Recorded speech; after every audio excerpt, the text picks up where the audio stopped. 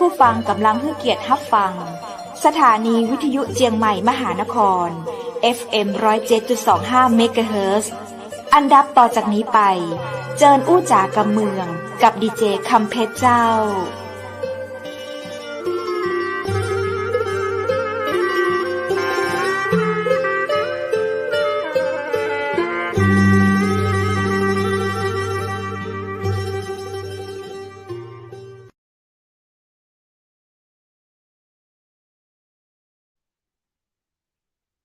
สวัสดีเจ้าสวัสดีคุณผู้ชมและคุณผู้ฟังที่กระเตึงหาจัดนักเนอะเจ้ายินดีต้อนรับเข้าสู่รายการอูจ่ากำเมืองตังเจียงใหม่มหานครแพร่ภาพออกอากาศรายการสดจากอาคารวังสิงห์คำอำเภอเมืองจังหวัดเจียงใหม่เจ้าคุณผู้ชมและคุณผู้ฟังเจ้าในเวลาดีๆจะอีนะเจ้าหลังจากฟังข่าวพระราชสำนักตังสถานีวิทยุเจียงใหม่มหานคร FM 107.25 เมกะเฮิรตซ์เฮาก็มาอู้จ๋ากำเมืองใจกันที่นี่นะเจ้าเอาเรื่องราวดีๆมาเล่าสู่กันฟังนะเจ้าผ่านสถานีวิทยุเชียงใหม่มหานคร FM 107.25 เมกะเฮิรตซ์แล้วนะเจ้าเฮาสามารถติดตามรับฟังผ่านเพจYouTube ของเจียงใหม่มหานครได้ในช่วงเวลาดีๆจะอี้2 ทุ่ม 10 นาทีถึง 3 ทุ่มกู้วันจันทร์ถึงวันศุกร์นะเจ้าทางเพจเจียงใหม่มหานครตัวยเนาะแล้วก็สามารถดูย้อนหลังได้ตัวยเน้อเจ้าตึงตังเพจแล้วก็ตัง YouTube เนาะติดต่อสอบถามเพิ่มเติมได้นะเจ้าที่คุณอ๋อผู้จัดการใจดีของเฮานะเจ้าและทีมงานเจียงใหม่มหานครทุกคนทุกท่านพร้อมที่จะให้ข้อมูลดีๆกับแฟนรายการของเฮาเจ้าคุณผู้ชมและคุณผู้ฟังเจ้าวันนี้โอกาสดีจะนักเน้อปากันในวันจันทร์ที่1เดือนพฤษภาคม2566วันนี้นั้นถ้าว่าไปเป็นวันดีสำหรับพี่น้องที่ใจแรงงานทุกคนทุกท่านขอเป็นกำลังใจให้กันและกันในวันแรงงานแห่งชาตินี้ตัวยเจ้าและในโอกาสนี้นั้นเฮาได้รับเกียรติจากอดีตท่านผู้ว่าราชการหลายจังหวัดนะเจ้าท่านจะมาอู้จากับเฮาในวันนี้เจิญปากับนายสืบศักดิ์เอี่ยมวิจารณ์อดีตท่านผู้ว่าราชการจังหวัดหลายจังหวัดเจ้ายินดีต้อนรับท่านสวัสสืดีครับศักดิ์เอี่ยบมวิจารณ์สวัสดีเจ้าบ่ได้ปากันหลายเดือนเลยเจ้าท่านสบายดีนะเจ้าสบายดีครับ ไปปเจ้าฏิบัติธรรมเพิ่งออกมาเมื่อวันที่อ๋อ23ไปมา10ข้าวันเจ้าขออนุโมทนาสาธุตัวยนะเจ้าสาธุครับผสาธุมท่านไปปฏิบัติธรรมที่ไหนเจ้าที่ศูนย์ปฏิบัติธรรมธรรมปูเนติอำเภอเมืองจังหวัดอุดรธานีอ๋อที่เชียงใหม่ก็มีที่เชียงใหม่ที่ลำพูนก็มีที่ธรรมะศรีสีมันตะมันตะแล้วก็เคเจ้ายไปปฏิบัติเจ้าแต่ว่านี่ก็ว่าจะแวะไปศูนย์ปฏิบัติธรรมศรีมันตะเหมือนกันเจ้าเวลามันกระชั้นชิดบุญยังบ่ถึงเตือดเมื่อตะวานนี่ก็เลยบ่ได้แวะไปเจ้าท่านมาเอาบุญพึ่งบุญบารมีกับท่านไว้ก่อนเจ้าอนุโมทนาสาธุตัวยเป็นได้พ้องเจ้าท่านไปปฏิบัติธรรมมาเจ้าก็ดีนะเพราะเขาเรียกอะไรเราชาวพุทธเนี่ยในการปฏิบัติธรรมเนี่ยมันก็มีแค่3อย่างคือรักษาศีลแล้วก็ฝึกสมาธิเพื่อสามารถควบคุมจิตใจของเราได้แล้วก็พัฒนาปัญญาเพื่อให้พ้นทุกข์ได้เพราะฉะนั้นเราก็ถือว่าสิ่งที่เรียกอะไรสิ่งที่เราทำเนี่ยมันก็สามารถที่จะเรียกอะไรทำให้เรามีความสุขอยู่ในโลกมนุษย์ได้อันนี้ก็สำคัญที่สุดนะในฐานะที่เป็นชาวพุทธคราวนี้วันนี้เราก็อะไรนะทางวันนี้เราก็จะคุยกันเรื่องอะไรเนี่ยเจ้าปีใหม่เมืองที่ผ่านมาหรือว่าสงกรานต์ไทยเจ้าท่านผู้ว่าราชการเจ้าเป็นกิจกรรมที่คนไทยเฮาเนาะมีความสุขขนาดเลยเพราะว่าเฮาบ่ได้ทำแบบเต็มที่กันมา 2-3 ปีเนื่องจากมีโควิดเจ้าในปีนี้ได้มีกิจกรรมดีๆถ้าเป็นไปได้เนาะทางรายการเฮาก็อยากจะ ปิ้นฮ้องว่าโฮดน้ำดำหัวเจ้าคนที่เฮาฮักเคารพนับถือเจ้าตามประเพณีนิยมของเจ้าเหนือ ดังนั้น ดีแล้ว เราก็จะขออนุญาต ขอขมาลาโทษ เป็นการโทษน้ำดำหัวท่านอดีตผู้ว่าราชการจังหวัดของเฮาท่านสืบศักดิ์เอี่ยมวิจารณ์มาณโอกาสนี้ตวยนะเจ้า ขอบคุณครับ ก็ขอความเป็นสิริมงคลนะครับ ให้กับทุกท่านนะครับ ให้กับทางดีเจด้วยทีมงานด้วย แล้วก็ท่านผู้ฟังทุกท่านด้วยนะครับ ผมเองก็ช่วงสงกรานต์ 15-23 ก็ไปปฏิบัติธรรมก็ถือว่าเป็นการสร้างสิริมงคลให้กับตัวเอง ด้วยศีลสมาธิและปัญญาใครอยากทำก็ทำนะครับผมก็โดยมากช่วงปีใหม่ไทยปีใหม่อะไรปีใหม่อะไรช่วงปีใหม่มกราหรือช่วงวันเกิดปีใหม่เมือง สากล ปีใหม่สากลผมก็จะใช้วิธีไปรักษาศีลนะครับ แล้วก็ฝึกสมาธิพัฒนาปัญญาก็จะทำแบบนี้ตลอด แล้วก็วันนี้เนี่ยก็เป็นวันแรงงานนะครับ ก็ถือว่าเขาเรียกอะไรอ่ะแล้วก็นอกจากเป็นวันแรงงานแล้วก็ปีนี้เนี่ยวันที่14พฤษภานี่เราจะเลือกตั้งด้วยใช่ไหมเจ้าแล้วก็คุยเรื่องเลือกตั้งสักนิดดีไหมยินดีเจ้าก็ยินดีก็คือวันนี้เป็นในวันนี้ที่พูดอย่างนี้ไม่ใช่อะไรนะครับ วันนี้ คือวันนี้เนี่ยเป็นวันแรงงานแต่ว่าพรรคการเมืองทุกพรรคเนี่ยก็มีการเสนอเรื่องค่าแรงขั้นต่ำกันทั้งนั้นเลยเพราะฉะนั้นเนี่ยก็คือแรงงานก็ถือว่าเป็นบุคคลก็เรียกว่าเป็นกลุ่มบุคคลที่มีความสำคัญมากๆนะครับก็มีวันแรงงานแล้วก็ในนโยบายของพรรคการเมืองน่าจะทุกพรรคนะครับก็จะมีเรื่องนโยบายด้านเขาเรียกอะไรค่าแรงขั้นต่ำแล้วก็มีการเรื่องการพัฒนาให้คนได้มีงานทำอย่างไรพัฒนาเศรษฐกิจอย่างไรอันนี้ก็สำคัญมากแล้วก็แรงงานไม่ว่าจะเป็นแรงงานทางด้านไหนนะก็มีความสำคัญ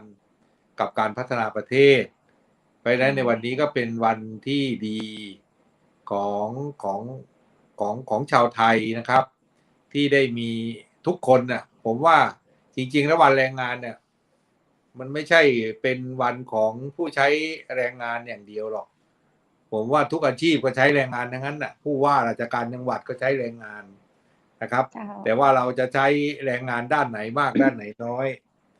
ในปัจจุบันมันก็เทคโนโลยีก็มามากขึ้นเพราะฉะนั้นการใช้แรงงานก็ใช้แรงงานทางสมองมากขึ้นใช้แรงงานทางปัญญามากขึ้นนะครับเดี๋ยวนี้แรงงานเนี่ยอย่างเดียวก็มันก็เริ่มลดลงเหมือน Grab อย่างเงี้ยถูกไหมเราก็ขี่มอเตอร์ไซค์ไปของแต่ว่าเราก็ต้องใช้เทคโนโลยีถูกไหมเราก็ต้องมีโทรศัพท์ถูกไหมเดี๋ยวนี้แรงงานมันก็ไม่ใช่แรงงานแบบสมัยก่อนถูกครับมันก็ต้องมีผสมผสานการใช้แรงงานเดี๋ยวนี้คนในปัจจุบันในการใช้แรงงานก็เดี๋ยวนี้ก็มีเครื่องทุ่นแรงนะครับเครื่องมือเครื่องจักรเขาเรียกอะไรเทคโนโลยีมากขึ้นทำให้คนเราสบายขึ้นทุกอาชีพนะครับไม่ว่าจะเป็นอาชีพอะไรเราก็เขาเรียกว่าเหนื่อยน้อยลงนะครับแล้วก็เงินเดือนเราก็เพิ่มขึ้นนะครับเพราะฉะนั้นสุขภาพเพราะฉะนั้นในวันแรงงานนี้ก็สำคัญที่สุดก็คือในปัจจุบันเราอยู่ในโลกยุคปัจจุบันเนี่ยเราก็เกี่ยวข้องกับเขาเรียกว่าบุคคลอื่นมากขึ้นใช้เทคโนโลยีมากขึ้นอันนี้ก็เป็นเรื่องสำคัญเพราะฉะนั้นเนี่ยไม่ว่าจะมีอาชีพอะไรเนี่ยสำคัญที่สุดก็คือเราจะต้องมีสุขภาพดี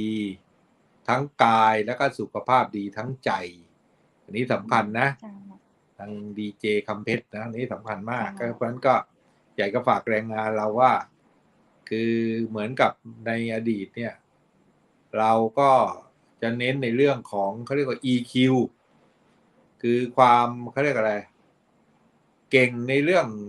อะไรเก่งในเรื่องของความรู้ในตำรานะครับแต่ในปัจจุบันก็จะสังเกตว่าคนก็จะเริ่มมี EQ ก็คือความ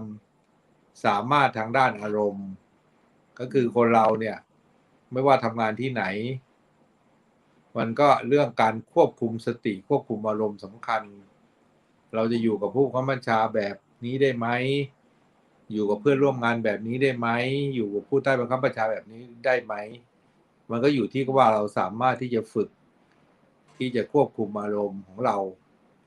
คือถ้าเราไม่รู้จักควบคุมอารมณ์เราอยู่ที่บ้านเราก็ทุกข์อยู่ที่ทำงานเราก็ทุกข์อยู่ที่ไหนก็ทุกข์เพราะเราใช้แต่อารมณ์นะครับแล้วก็ท่านที่เห็นข่าวคราวมาโดยตลอดถ้าเราไม่มีสติคิดไม่เป็นใช้แต่อารมณ์ชีวิตก็จะมีแต่ทุกข์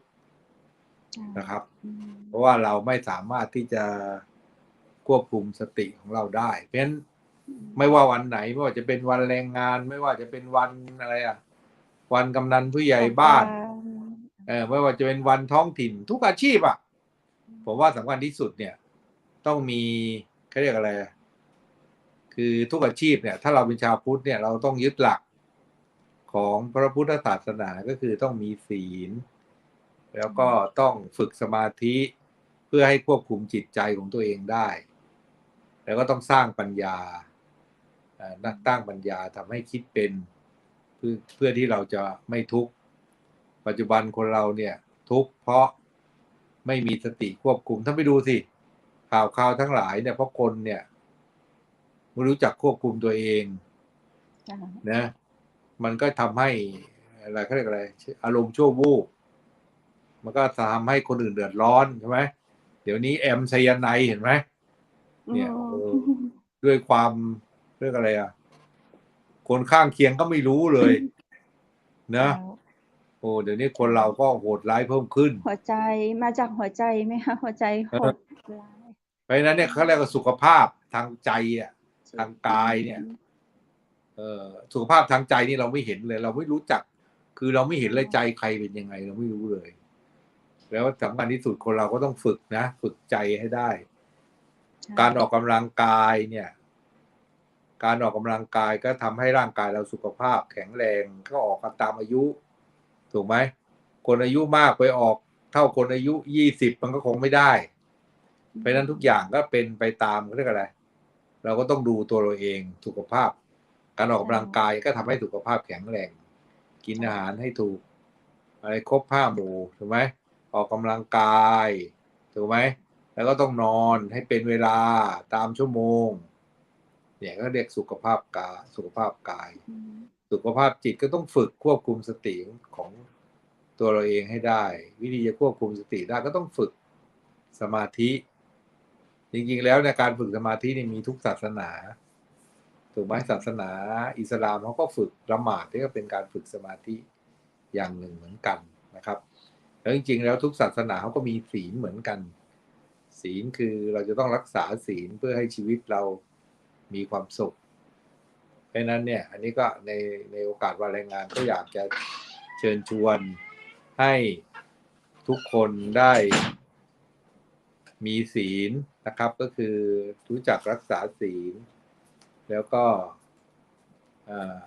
ฝึกสมาธิเพื่อควบคุมจิตใจแล้วก็ฝึกเขาเรียกอะไรฝึกวิปัสสนาเพื่อให้พัฒนาเขาเรียกว่าพัฒนาปัญญาให้เกิดขึ้นกับตัวเราเองอันนี้ก็เป็นสิ่งที่สำคัญนะครับแล้วก็ศีล 5เนี่ยผมฝากนิดหนึ่งก็คือ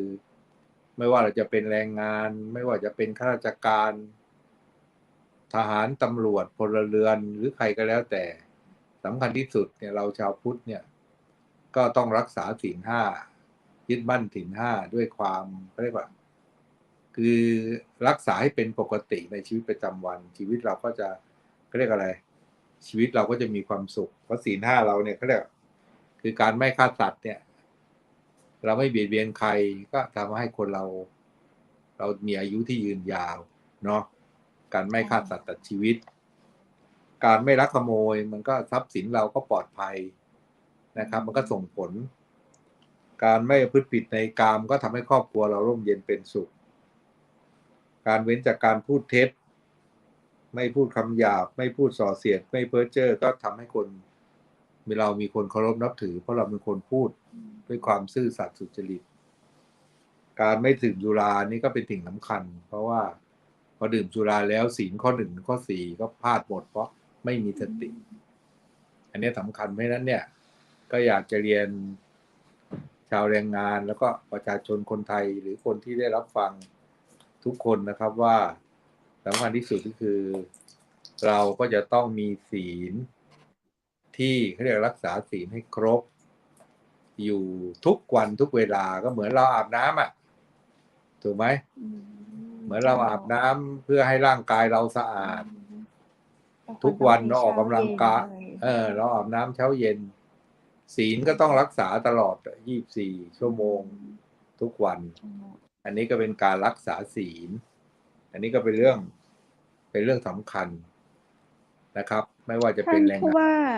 คะมีคำถามมาบอกว่าคุยถึงเรื่องของข่าวแอมเขาถามมานะเจ้าเพิ่นถามมาว่า แล้วยามาจากไหนทำไมถึงได้มาง่ายๆในสังคมแบบนี้ท่านพอทราบก่อนนี้เจ้าคืออย่างนี้นะยาอะไรพวกเนี้ยคือผมดูแล้วเนี่ยคือคนที่ตั้งใจกระทำความผิดยังไงมันก็พยายามหามาให้ได้นะเพราะฉะนั้นจริงๆแล้วเนี่ยยาพวกนี้เนี่ยมันก็เป็นยาผมก็ไม่แน่ใจนะไอ้ยานี่มันเป็นยาคล้ายๆน่าจะเป็นยาที่อะไรอ่ะมันเป็นยาแบบไหนเป็นที่ยาที่สำหรับที่เขาเรียกอะไรอ่ะกำจัดวัชพืชอะไรหรือเปล่าไม่แน่ใจนะเพราะฉะนั้นเนี่ยเราก็ไม่ไอ้พวกนี้เนี่ยมันก็คือยาหลายยาเนี่ยมันใช้ได้หลายอย่างเพราะฉะนั้นบางทีก็ไม่ได้มีการระแวดระวังอะไรกันนะครับงั้นสำคัญที่สุดคนเราก็คือต้องฝึกจิตแล้วคือเดี๋ยวนี้ในปัจจุบันโลกเราก็อยู่ยากขึ้นเพราะว่าคนเนี่ยผิดศีลเยอะมากขึ้นถูกไหมที่ผิดศีลเยอะมากขึ้นเพราะว่าชีวิตคนเราเนี่ยมันเรียกอะไรมันมีสิ่งที่เย้ายวนหลอกล่อให้เราผิดศีลได้มากขึ้นเรื่อยๆนะครับอยู่ตลอดเวลาเนี่ยสำคัญที่สุดเรื่องยานี่ผมขออนุญาตไม่ตอบเพราะว่าเราไม่แน่ใจว่ากฎหมายมันว่าอย่างไรแล้วมันเป็นยารุนแรงไหมแค่ไหนอะไรซึ่งเราก็อันนี้ก็ขออนุญาตนะครับแต่ว่าสำคัญที่สุดก็คือในปัจจุบันในคนเราถ้าการทำความมันอยู่ที่จิตใจก็เหมือนคนถือปืนน่ะปืนเนี่ยบางทีเขาก็อนุญาตไม่ใช่ง่ายๆถูกไหมหรือบางทีก็ไม่ได้รับอนุญาตก็ไปขโมยญาติมาอะไรเงี้ยเพราะฉะนั้นเนี่ยคนถ้าจะกระทำความผิดเนี่ยมันยังไงมันสำคัญที่สุดมันอยู่ที่ใจของเราไงคือถ้าใจมันเขาเรียกอะไรอ่ะคนใจร้ายอ่ะมันก็ถ้าไม่ได้รู้จักมันไม่ได้รู้จักการฝึกอ่ะถูกไหมเหมือนคนไม่ได้เหมือนร่างกายเราอ่ะถ้าเราไม่อาบน้ำเช้าเย็นมันก็สกปรกถูกไหมใจก็เหมือนกันถ้าเราไม่รู้จักฝึก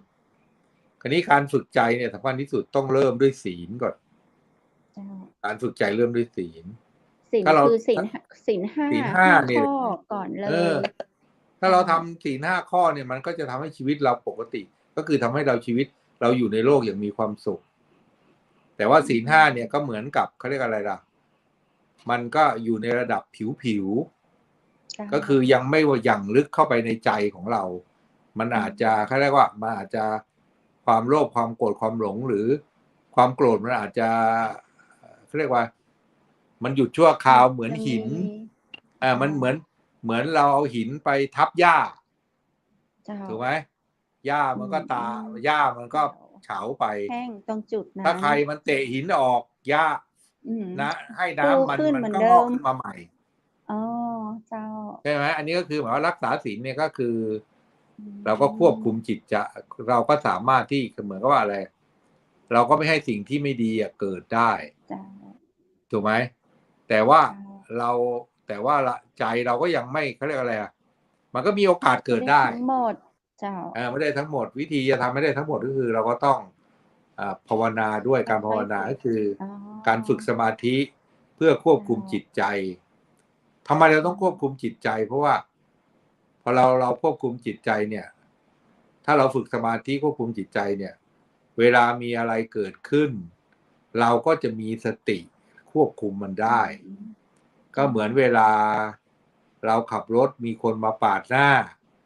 เจ้า แล้วเราอารมณ์ร้อนคนอารมณ์ร้อนเนี่ย อืม เขาปาดมาเราก็ปาดไป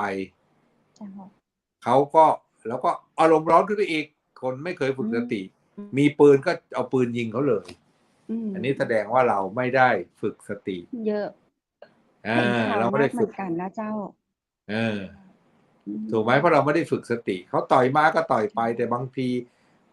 บางคราวเราก็ต้องดู เราก็ต้องดูเหตุดูผลถูกไหมถ้าเขามาปาดหน้าเราลอยปาดหน้าเขาก็มีเรื่อง ถูกไหมอย่างถ้าเขาปาดหน้ามาเขาปาดหน้ามาเรามีกล้องมีวงจรปิดมีอะไร เราก็สามารถที่จะไปเขาเรียก ให้เจ้าหน้าที่ ให้เจ้าหน้าที่ดำเนินการได้ ไม่จำเป็นต้องเราไปดำเนินการ อืม อะไรเงี้ย เจ้า มันก็เพราะอะไรเพราะเราไม่มีสติ เพราะเรามี ใช่ แต่ความเขาเรียกอะไรพอคนไม่มีสติก็ไม่สามารถระงับความโกรธได้ อืมเจ้า ไม่สามารถรับความเขาเรียกอะไรความโมโหโทโสที่อยู่ในใจของเราได้ แต่ถ้าเราฝึกสติเนี่ยรู้จักนั่งเงียบๆดูใจตัวเองเนี่ยพอเรามีเรื่องมีราวอะไรเกิดขึ้นเนี่ยก็เหมือนกับที่ผมเคยพูดในรายการนี้หลายครั้งว่าเหมือนคนที่เข้าไปอยู่ในคุกในตารางเนี่ยเพราะอะไรท่านสังเกตสิไปถามเขาอ่ะเขาบอกทำไมมาติดคุกเขาก็มักจะตอบว่าเพราะอารมณ์ชั่ววูบ อ๋อใช่เจ้า พออารมณ์ชั่ววูบนี่มันเกิดขึ้นเพราะอะไรอ่ะเพราะอารมณ์ชั่ววูบมันเกิดขึ้น เพราะเราไม่เคยฝึกสติ ถูกไหมเมียเห็นผัวนอกใจผัวเห็นเมียนอกใจ อะไรพวกเนี้ยพอมันก็อารมณ์ชั่ววูบฆ่ากันไปฆ่ากันมา แต่ถ้าเราสามารถฝึกสติได้ เราก็รู้ว่าเขาไม่รักเราเราไม่รักเขาถูกไหมเราก็แค่ว่าไม่รักก็ไม่รัก ถูกไหมถ้าเราสามารถฝึกสติได้อะไรได้ แต่ว่าปัจจุบันคนเราไม่ได้ฝึกพอไม่ได้ฝึกก็เขาเรียกอะไร ความเป็นตัวกูของกูมันก็ใหญ่ขึ้นไอ้นั่นก็ของไอ้นี่ก็เมียเรานี่ก็ลูกเรานั่นก็รถเรานั่นก็ของเรา นี่ก็บ้านเรา เราไม่รู้จักปล่อยวาง ถ้าไม่ฝึกสติเราไม่ปล่อยวาง มันก็เกิดเรื่องได้ทุกคราวไปนะครับ เพราะเราไม่สามารถมีอะไรมายับยั้งเพราะฉะนั้นการฝึกสมาธิเนี่ยก็เลยอยากจะฝากพี่น้องชาวแรงงานแล้วก็พี่น้องนะครับ อาจจะมีไม่กี่คนหรือมีมากหรือมีน้อยที่ฟังอยู่ผมก็อยากจะฝากว่าการฝึกสมาธิเนี่ยเป็นการเขาเรียกว่าเป็นการฝึกจิตทำให้เราเนี่ยอยู่ในโลกที่สับสนโอลหม่านเนี่ย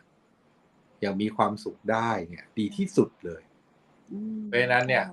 ถ้ามีโอกาสก็อยากให้ทุกท่านเนี่ยก็คือวันนี้เป็นวันแรงงานนะเพราะว่าพระพุทธเจ้าเนี่ยท่านสอนเนี่ยท่านสอนหมดท่านบอกว่าไม่มีอาชีพไหนที่ฝึกไม่ได้นะครับไม่จำเป็นต้องเป็นพระหรือไม่จำเป็นต้องเป็นชีในสมัยพุทธกาลเนี่ยคนธรรมดาก็สามารถที่จะหลุดพ้นจากความทุกข์ได้เป็นอรหันต์ได้ไปนิพพานได้เป็นนั้นนิพพานหรือการพ้นจากความทุกข์เนี่ยไม่ใช่เรื่องยากนะครับไม่ใช่เรื่องยากแต่ว่าเราก็ไม่เคยฝึกพอไม่เคยฝึกมันก็ยากก็เหมือนถ้าเราสามารถไปฝึกแล้วเนี่ยเหมือนกับเราได้เดินบนทางของพระพุทธศาสนาเมื่อเราเดินก้าวแรกไปแล้วเนี่ยมันก็มีก้าวที่สองก้าวที่สามเราก็จะใกล้จุดหมายปลายทางไปขึ้นเรื่อยๆแต่ถ้าเราไม่ฝึกเลยเหมือนเราฝึกจิตอะเราไม่เคยฝึกเลยเนี่ยเราก็ไม่สติเรามันก็ที่จะแบบสามารถยับยั้งชั่งใจได้มันก็เป็นไปไม่ได้เพราะทุกอย่างต้องฝึกอะจิตเราก็ต้องฝึกเพราะในปัจจุบันนี้เราทุกคนเนี่ยเวลาทำอะไรอะก็ทำตามอารมณ์ถูกไหมอารมณ์ทำตามอารมณ์เพราะตามอารมณ์ก็มีเรื่องแต่ถ้าเรายับยั้งชั่งใจได้มันก็ไม่มีเรื่องเอาเรื่องง่ายๆอย่างเงี้ยเรื่องง่ายๆเรื่องกินอย่างเงี้ยถ้าเราตามทำความอยากทำตามอารมณ์เราอะอยากไปกินกุ้งเผาอยุธยาอย่างเงี้ยถ้าอยู่กรุงเทพไปอยุธยาถามว่าไปแล้วมันเรียกอะไรมันก็ได้กินน่ะได้สนุก ถูกไหมแต่ถ้าเรายับยั้งชั่งใจมันแพงเนาะ2เสียค่าน้ำมันรถ3อะไรเราจะกินไปทำไมก็กินไปตั้งไกลถูกไหมกุ้งแถวกรุงเทพก็มีตัวเล็กหน่อยก็กินได้อะไรเงี้ยคือถ้าเราฝึกเนี่ยเราก็จะไม่เขาเรียกอะไรไม่ทำอะไรตามอารมณ์เกินไปเจ้าใช่ไหมเจ้าอันนี้ก็เป็นเรื่องว่าเจ้าตีเปิ้ลบอกว่าก็ชีวิตทุกวันนี้อยู่ยากที่อยู่ยากนี่เพราะว่าเราขาดเรื่องของศีลสติสมาธิมันก็เลยทำให้เรามีอารมณ์โกรธอารมณ์โมโหประมาณนี้ก็เจ้าจริงๆแล้วเนี่ยโลกเนี่ยอยู่ยากมาตั้งแต่ก่อนเราเกิดถูกไหมถ้าเราไม่เคยฝึกถูกไหมพระพุทธเจ้าก็บอกว่าท่านเกิดมาเป็นหมื่นแสนโกรธชาติแล้วถูกไหมแต่ว่าเราก็ไม่พ้นจากความทุกข์เพราะเราไม่เคยฝึกเพราะนั้นโลกเนี่ยมันอยู่คืออย่างนี้ที่คนที่ท่านได้ถามมาว่าโลกมันอยู่ยากเนี่ยอันนี้เนี่ยที่ว่ามันอยู่ยากเพราะอะไรเพราะเราไปคิดว่าเพราะเราเนี่ยไปพึ่งพาความสุขจากสิ่งที่อยู่นอกตัวเราก็เลยคิดว่ามันยากแต่เมื่อไหร่ก็แล้วแต่เราพึ่งพาความสุขเนี่ยถ้าเราเมื่อไหร่เราเลิกพึ่งพาคนอื่นเราสร้างด้วยจิตใจของเราเองให้เรามีสงบมีสติถูกไหมแล้วทำอะไรแล้วก็คือใจเราเนี่ยเราฝึกให้เราเนี่ยไม่ว่าจะเกิดเรื่องอะไรเราก็ไม่ทุกข์ถ้าเราฝึกได้เราไม่ต้องไปพึ่งคนอื่นเลยปัจจุบันโลกเราอยู่ยากเพราะเราไปคิดว่าอะไรเราก็ไปคิดว่าความสุขของเราเกิดขึ้นจากภรรยาถ้าภรรยาเราเนี่ยดีขึ้นนิดนึงโลกบ้านนี้ก็จะมีความสุขถ้าลูกดีขึ้นนิดนึง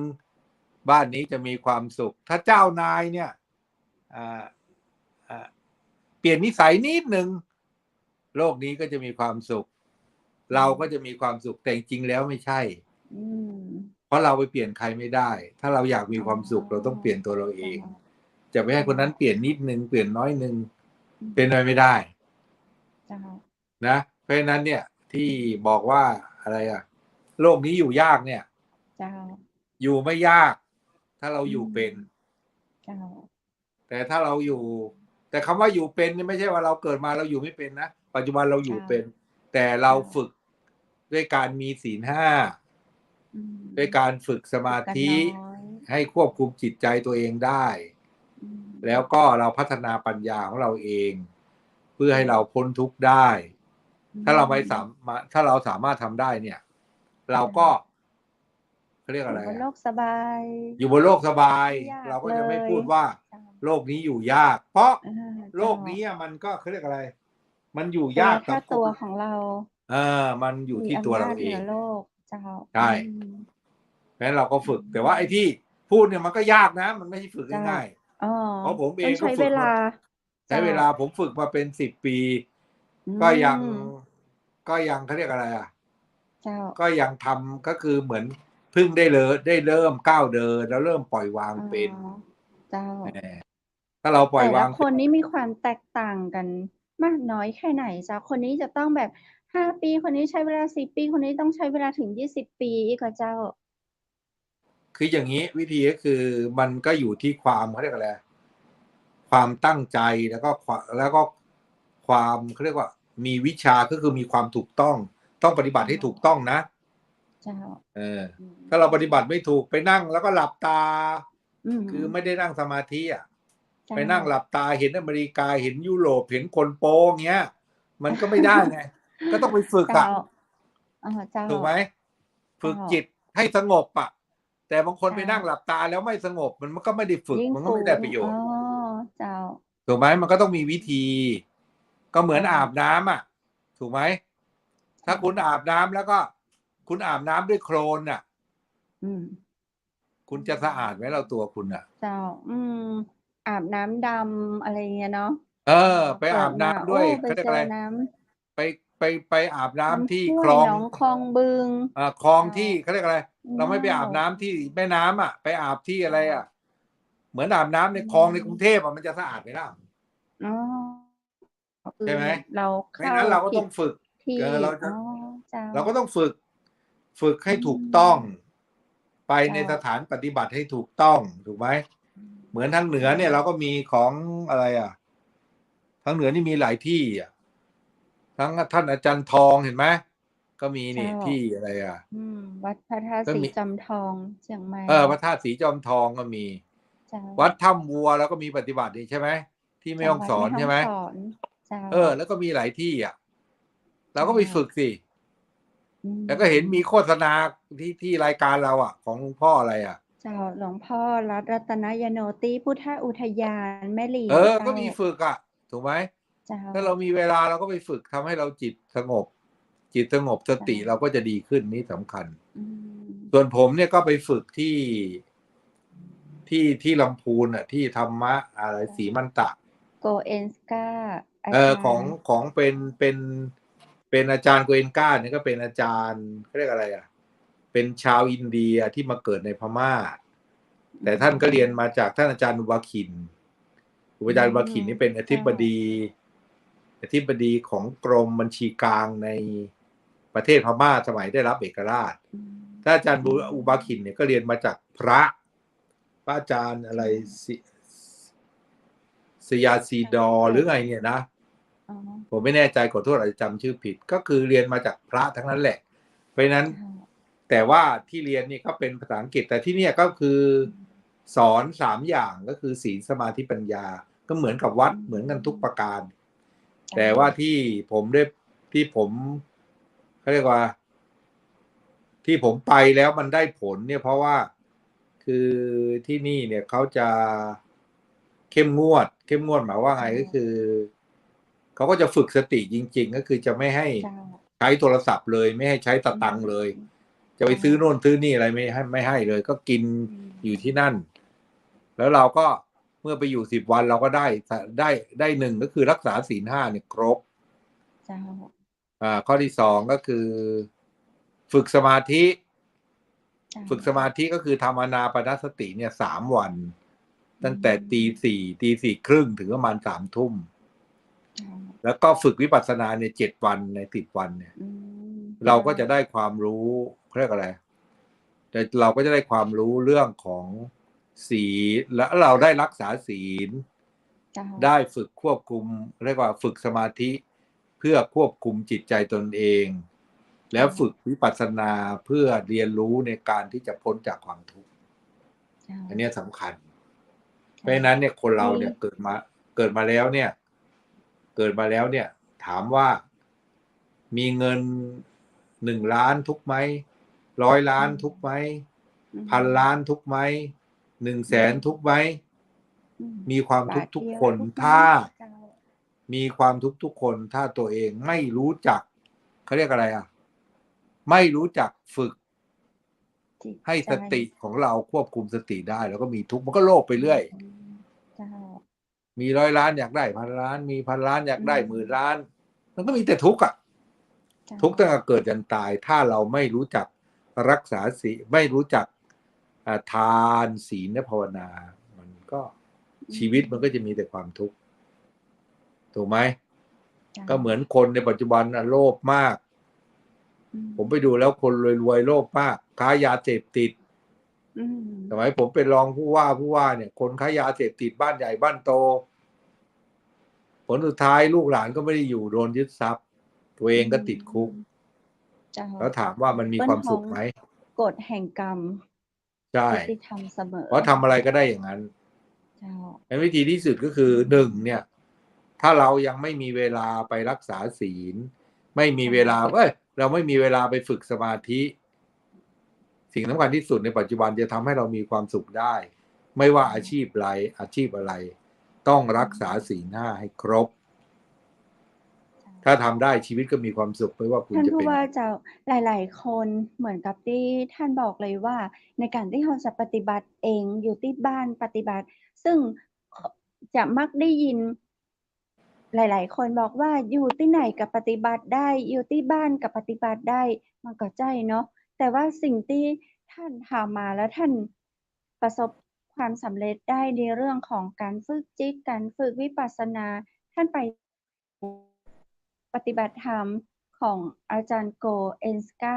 แล้วมีหลายๆคนสนใจตามท่านตรงเนี้ยเจ้าท่านจะแนะนำเริ่มต้นจะได้ติดต่ออย่างยังใดที่ไหนอะเจ้า ก็คือตอนเนี้ยมันโลกมันโซเชียลท่านก็เปิดไปที่ไทย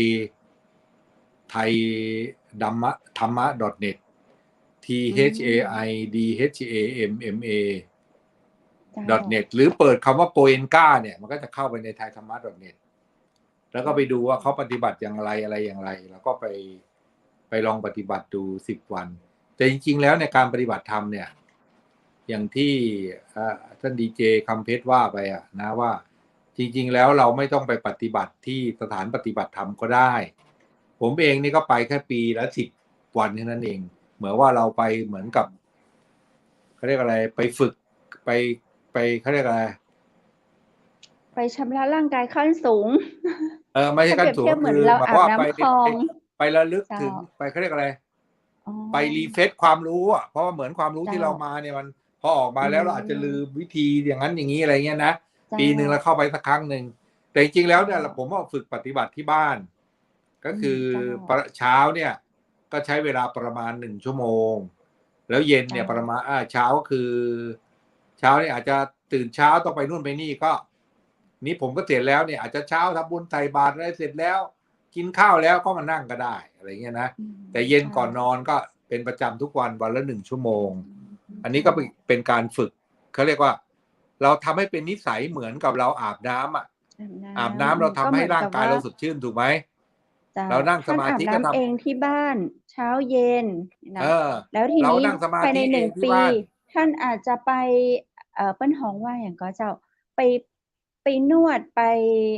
หนึ่งปีสักครั้งหนึ่งเปิ้นฮ้องไป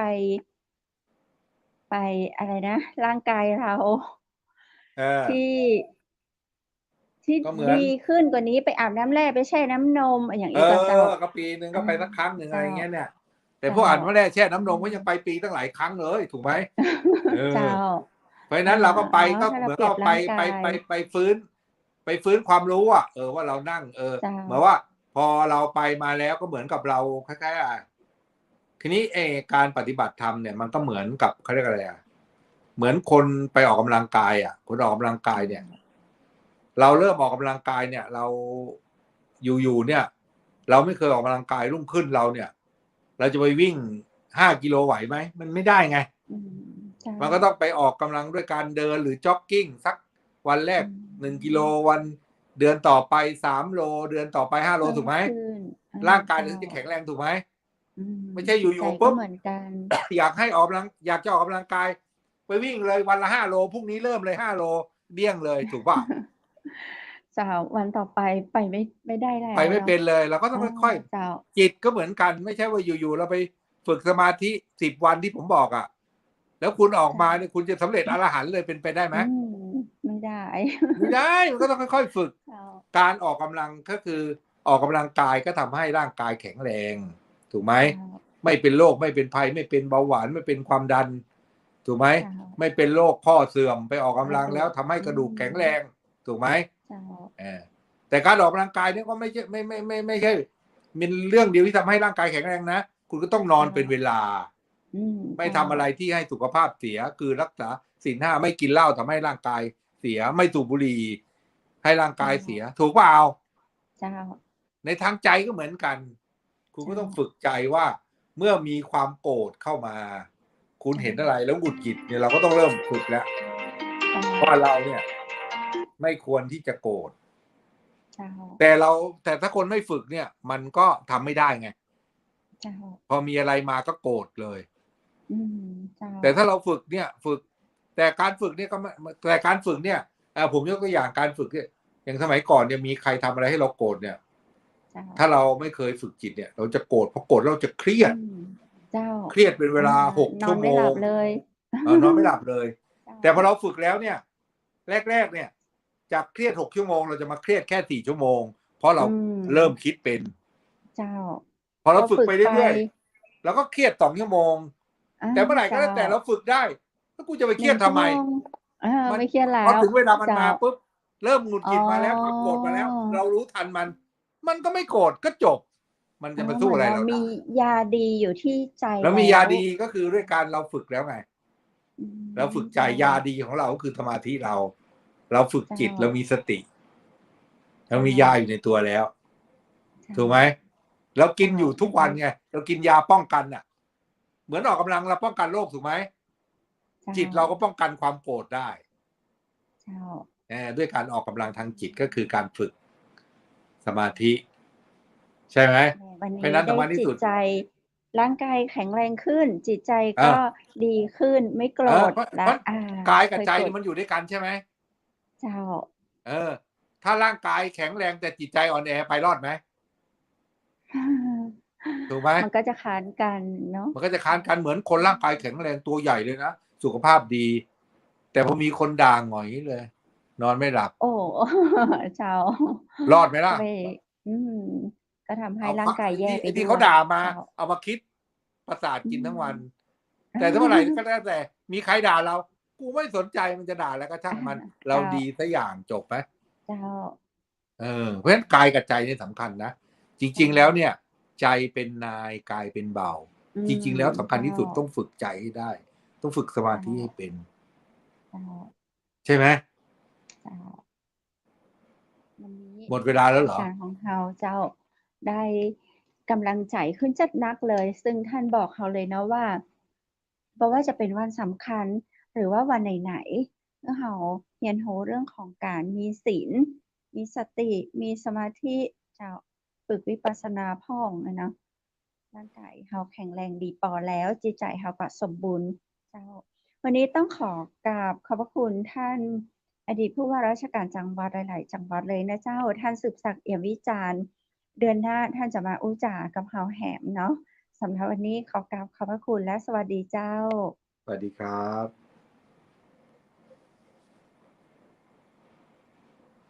เข้าชั่วโมงมานะเจ้า ท่านผู้ว่าท่านก็มาให้พรเราเนาะ ในปีใหม่เมืองเหนือ ซึ่งตามปกติแล้วปีใหม่เมืองเหนือเรานั้นก็จะมีการรดน้ำดำหัวตามพิธีกรรม พิธีการของคนเหนือเนาะ แต่ในปีนี้เจ้า ท่านไปฝึกปฏิบัติธรรมที่จังหวัดอุดรราชธานี 10 วันเนาะ เราก็บ่ได้มีโอกาสที่จะเข้าไปเจอท่านเจ้า ได้มาเจอกันผ่านช่องเจียงใหม่มหานครในวันนี้เจ้า ท่านก็มาให้พร แล้วเราก็มาขอขมาท่าน และท่านก็มาให้สิ่งที่ดี ๆ ให้เราต่อเนื่องในเรื่องของการดูแลสภาพใจ สภาพกายตัวเนาะ เจ้า น่าเสียดายว่าวันนี้เวลาของเราหมดไปแล้วตัวนะเจ้า โอกาสหน้าเราจะปิกมาปะกับคุณผู้ชมแหมนะเจ้า บ่ไกลบ่ใกล้ ในวันพรุ่งนี้เจ้า วันอังคารที่ 2 เดือนพฤษภาคม 2566 เจ้า ปิกมาปะกับทีมงานเจียงใหม่มหานครแหม สำหรับวันนี้ก็ต้องขอขอบคุณเจ้าของผลิตภัณฑ์สินค้าที่เป็นผู้สนับสนุนรายการเรานะเจ้า ท่านใดที่มีผลิตภัณฑ์สินค้าอยากติดต่อทีมงาน เชิญติดต่อได้ที่คุณอ๋อนะเจ้า และในวันนี้เจ้า ข้าเจ้าดีเจคำเพชร และทีมงานเจียงใหม่มหานคร ขอกราบขอบพระคุณพระอาจารย์รัตนยาโน จากพุทธอุทยานสวนบุรณรักธรรม ตำบลแม่แลม อำเภอแม่ริม จังหวัดเชียงใหม่ คุณผู้ชมและคุณผู้ฟังท่านใดที่สนใจนะเจ้า อยากฝึกเรียนสมาธิก็สามารถสมัครได้ที่สวนบุรณรักธรรม ตำบลแม่แลม อำเภอแม่ริม จังหวัดเชียงใหม่ เจ้า ดีครับ ขอขอบคุณโรงแรมแม่เสลียงเวียงงามนะเจ้า สำรองจองห้องพักได้ที่โรงแรมแม่เสลียงเวียงงาม ตลอด 24 ชั่วโมงนะเจ้า บริการตลอด 24 ชั่วโมงตัวยเนาะ โทรสอบถามได้ที่ 053-621-444 นะเจ้า และขอขอบคุณน้ำผึ้งแท้ น้ำผึ้งตราสารวิน น้ำผึ้งจากธรรมชาติ 100% เจ้า บริการส่งทั่วไทย ท่านใดสนใจติดต่อ 082-616-6889 และวันนี้ขอขอบคุณแสงประเสริฐโภชนา บริการโต๊ะจีนทั่วไทย โทรถามที่ 0904658589 ขอขอบคุณบ้านสวนกรมงคลตำบลแม่แลมอำเภอแม่ริมจังหวัดเชียงใหม่ขอบคุณผ้าพิธีกรหญิงจากร้านผ้าพื้นเมืองชุดไทยใหญ่ท่านใดสนใจถามได้1917388และขอขอบคุณอดีตท่านผู้ว่าราชการจังหวัดนายสืบศักดิ์เอี่ยมวิจารณ์จักนักนะเจ้ารวมถึงคุณผู้ชมและคุณผู้ฟังที่ฮักทุกคนทุกท่านตัวยสำหรับวันนี้ขอให้โชคดีและมีความสุขนอนหลับฝันดีราตรีสวัสดิ์เจ้า